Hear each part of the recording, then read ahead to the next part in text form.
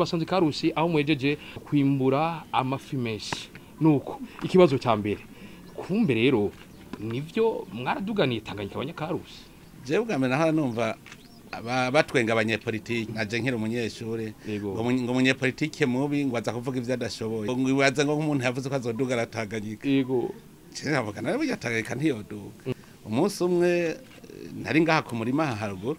ndaraba hari amazi gusa ndurumu gwasesa amazi ya ndurumu yamamwe imisi yose umunsi umwe mbaza musitanteri mbe musitanteri nta kintu twahakorera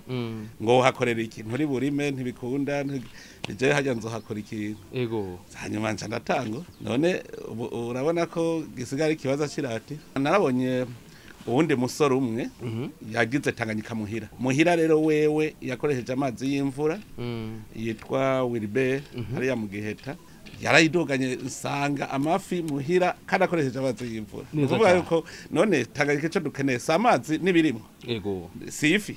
n'amazi